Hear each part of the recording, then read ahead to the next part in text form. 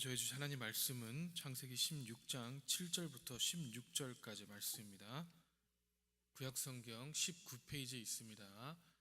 창세기 16장 7절부터 16절까지 말씀입니다. 살아계신 하나님 말씀을 봉독하겠습니다. 여호와의 사자가 광야의 샘물 곁 곧 술길 샘 곁에서 그를 만나 이르되 사라의 여종 하갈아 내가 어디에서 왔으며 어디로 가느냐. 그가 이르되 나는 내 여주인 사레를 피하여 도망하나이다. 여호와의 사자가 그에게 이르되 내 여주인에게 돌아가서 그 수하에 복종하라. 여호와의 사자가 또 그에게 이르되 내가 내 씨를 크게 번성하여 그 수가 많아 셀 수 없게 하리라. 여호와의 사자가 또 그에게 이르시되 내가 임신하였은즉 아들을 낳으리니 그 이름을 이스마엘이라 하라. 이는 여호와께서 내 고통을 들으셨음이니라. 그가 사람 중에 들나귀 같이 되리니 그의 손이 모든 사람을 치겠고 모든 사람의 손이 그를 칠지며 그가 모든 형제와 대항해서 살리라 하니라. 하갈이 자기에게 이르신 여호와의 이름을 나를 살피시는 하나님이라 하였으니 이는 내가 어떻게 여기서 나를 살피시는 하나님을 배웠는고 함이라. 이러므로 그 샘을 부엘라헤로라 불렀으며 그것을 가데스와 베렛 사이에 있더라. 하갈이 아브라함의 아들을 낳음에 아브라함이 하갈을 낳은 그 아들을 이름하여 이스마엘이라 하였더라. 하갈이 아브라함에게 이스마엘을 낳았을 때에 아브라함이 86세였더라. 아멘. 나비 효과라는 말이 있습니다. 이 나비 효과는요, 혼돈 이론입니다. 처음에 미세한 차이에 의해서 나중에 결과가 완전히 달라지는 현상을 뜻합니다. 이 표현은 미국 기상학자인 에드워드 노던 로렌즈가 1972년에 미국 과학부흥협회에서 실시한 강연 제목인 예측 가능성, 브라질에서의 한 나비의 날개짓이 텍사스의 돌풍을 일으킬 수 있는가에서 유래를 했습니다. 일반적으로 사소한 사건 하나가 이 나중에는 커다란 효과를 가져올 수 있다는 의미로 쓰이지만 초기에 사소해 보이는 사건으로 이 예측 불가능한 미래의 결과를 이야기할 때 쓰는 표현입니다. 예를 들어서 1955년 3월 2일에 한 어린아이인 이 클로댓 콜빈이라는 여자아이가 이 체포를 당하는데 그 이유는 이 백인에게 버스 자리를 양보하지 않아서입니다. 당시 시민운동가들과 자유인권협회에서는 그 아이 선에 섰고요. 그 아이를 인종차별의 반대 운동의 상징으로 내세우려고 했지만 그때 클로댓은 15살로 미혼의 임신 중이었습니다. 결국에는 임신 중이란 것이 문제가 되어서 클로댓을 상징으로 세울 수가 없었고 그 사건은 조용히 묻힐 수밖에 없었습니다. 그리고 8개월 동안에 어느 카리스마 있고 젊은 목사가 사회적인 주목을 받기 시작하면서 이 로사 파크스 사건이 터지자 이 시민운동가들과 자유인권협회는 그 젊은 목사를 이 몽고메리의 버스 보이콧 운동을 이끌 사람으로 선택했고 지금의 킨 목사가 된 것입니다. 만약에 클로댓이 임신 중이 아니었다면 이 보이콧 운동은 8개월 뒤가 아닌 그의 봄에 시작되었을 것이고 그렇다면 우리가 아는 킹 목사님은 몽고메리의 한 목사님으로서 생을 마감했었을 수도 있었습니다. 이처럼 이 나비 효과라는 것은 처음에는 이 기상 예측 변화를 설명하기 위한 과학적인 이론으로 시작을 했지만 지금은 우리의 삶에서 조그만 어떤 행동으로 인해 가져오는 이 미래의 엄청난 결과들을 설명할 때 쓰여지기도 합니다. 이 오늘 본문의 말씀을 보면 이 하갈이라는 인물이 나옵니다. 이 인물은 아마도 아브라함이 가나안 땅에서 기근에 들어서 이 애굽 땅으로 내려갔을 때에 사레에게 얻어주었던 종이었을 것입니다.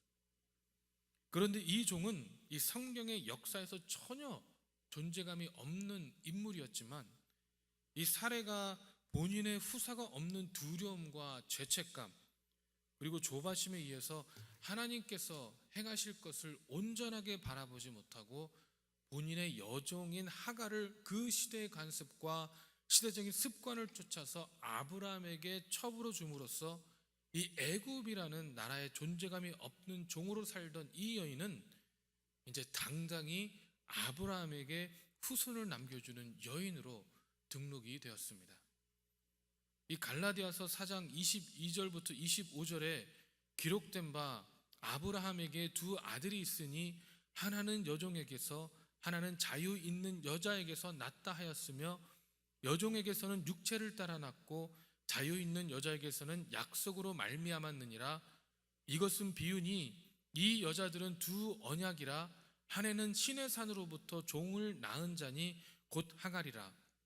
이 하갈은 아라비아에 있는 신의 산으로서 지금 있는 예루살렘과 같은 곳이니 그가 그 자녀들과 더불어 종노릇하고 라고 말씀하고 있습니다.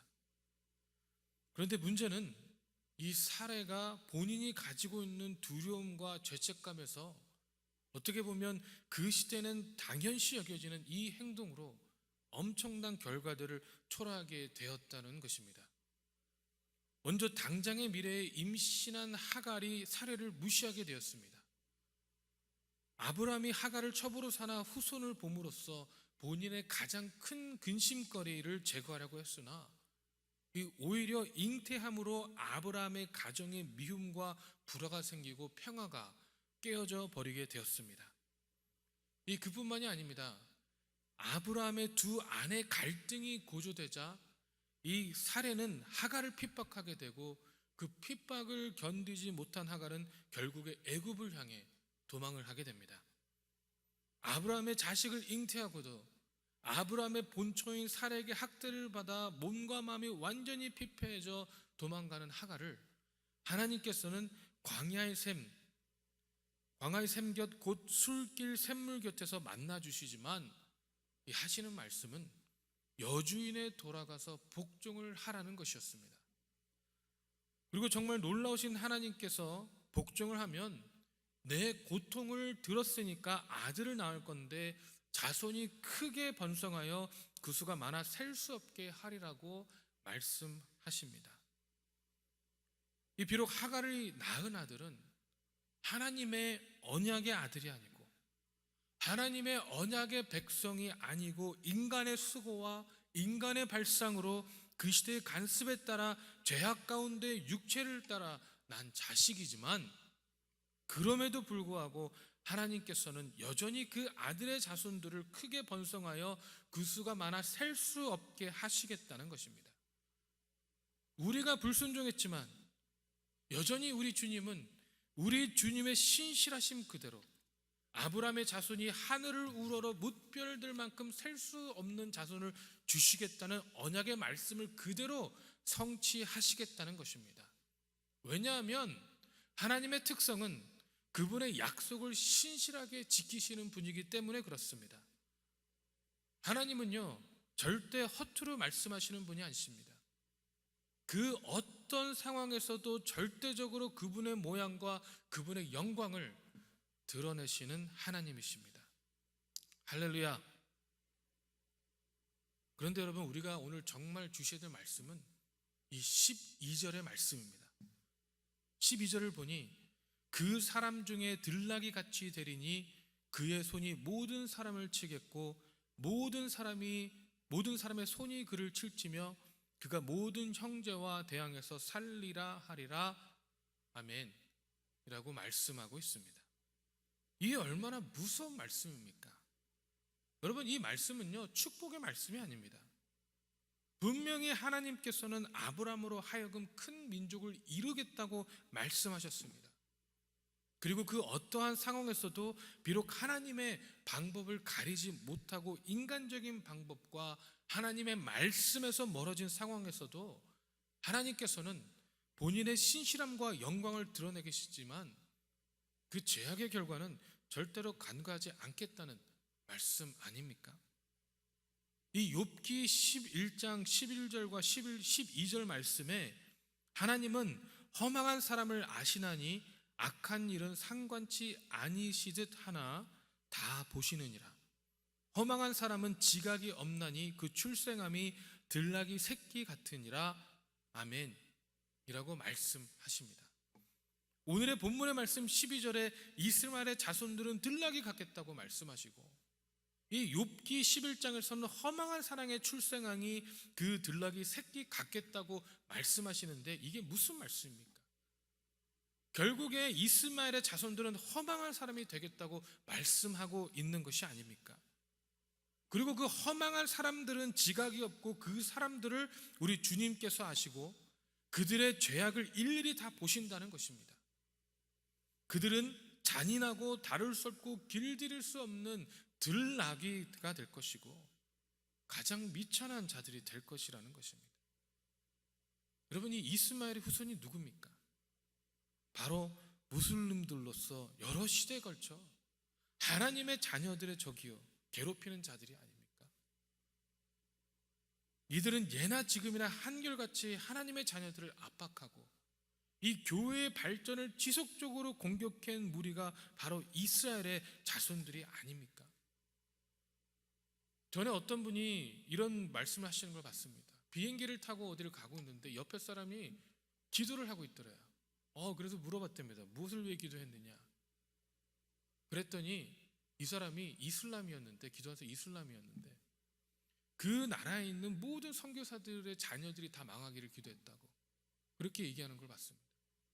이처럼 이 이슬람들은 하나님의 자녀들을 적대시하는 바로 그런 무리들이 이슬람의 자녀들이 아닙니까? 이 두려움과 혼돈 속에서 그 시대의 관습과 모양을 따라 아브라함이 취한 세상적인 방법은 이 결국에 인류 역사에 가장 파괴적인 영향을 가져오게 되었습니다. 너무나도 엄청나고 너무나도 가혹한 이 나비 효과가 아닐 수 없습니다. 여러분, 만약에 아브라함이 정말 별 생각 없이 모든 사람들이 다 하니까, 이 세상의 관점에서는 절대 잘못되지 않았기 때문에, 내 가족의 후손이 있어야지 나의 대를 이을 수 있으니까 라는 생각으로 행한 이 별로 잘못되어 보이지 않는 이 죄악을 행함으로 아브라함이 죽은 후에 몇천 년 동안 이 세상을 죽음과 공포로 몰아넣은 그런 일들이 벌어졌다면, 그렇다면 우리가 행하는 아주 조그만 죄악의 모습의 결과는 과연 어떤 효과를 가져올까요? 지금 이 시대의 모습과 관습과 사고에서는 괜찮기 때문에, 모든 사람들이 다 그렇게 살기 때문에, 하나님의 약속의 성취가 더디기 때문에, 지금은 당장 해결하지 않으면 안 되기 때문에 이 정도는 하나님께서 다 이해해 주시겠지라는 생각 등등으로 이 별다른 생각 없이 행해지는 우리의 모습의 결과는 과연 우리 후손들에게 어떠한 효과로 나타나게 되겠습니까? 여러분, 야고보서 1장 14절과 15절에 오직 각 사람이 시험을 받은 것은 자기 욕심이 끌려 미혹됨이니 욕심이 잉태한즉 죄를 낳고 죄가 장성한즉 사망을 낳으니라. 아멘이라고 말씀하십니다. 이처럼 죄악은 우리들에게 한순간의 잘못이 엄청난 비극을 일으킬 수 있다는 경각심을 심어주기에 충분합니다. 여러분, 우리들은 하나님 믿는다고 하지만 정말 인내하며 하나님께서 행하시기만을 바라보고 있습니까? 아니면 나의 모습과 생각이 먼저 되므로 하나님의 방법과 수단을 가로막고 있는 것은 아닙니까?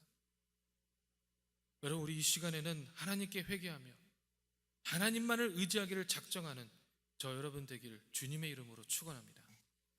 기도하겠습니다. 사랑의 하나님, 아버지, 저희들이 하나님의 자녀이지만 아버지, 종종 하나님의 자녀답지 못할 때가 너무나 많음을 다시 한번 고백합니다.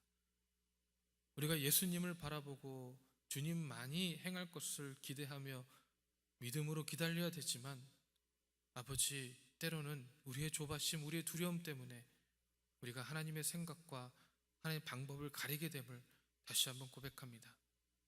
아버지 하나님, 이제는 주님만을 바라보므로 하나님께서 우리에게 통하여 행하실 일들만을 기대하고 고대함으로 아버지 두려워하고 있는 것이 아니라 조바심에 빠져 있는 것이 아니라 아버지 하나님 오직 주님만을 바라보며 기대하며 인내할 수 있는 저희 한 사람 한 사람 될 수 있도록 축복하시고 인도하여 주시옵소서.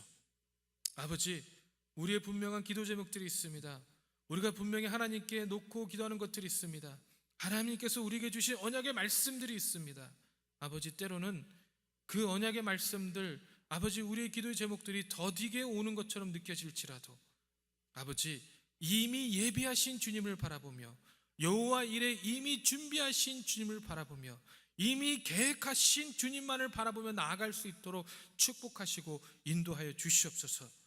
그래야 2017년을 바라보며 또 2018년을 기대할 수 있는 우리 한 사람 한 사람 될 수 있도록 축복하여 주시옵시고 또 새로운 새해에는 하나님께서 우리 교회를 통하여 행하실 일들, 하나님께서 우리 가정을 통하여 행하실 일들, 하나님께서 우리 자손들을 통하여 행하실 일들 가운데 기뻐하며 주님 앞에 고백할 수 있는 진정으로 하나님의 자녀들만이 될 수 있도록, 그러한 우리 제일장로교회가 될 수 있도록, 그러한 하나님의 성도들의 공동체가 될 수 있도록 주여 축복하여 주시옵시고 인도하여 주시옵소서.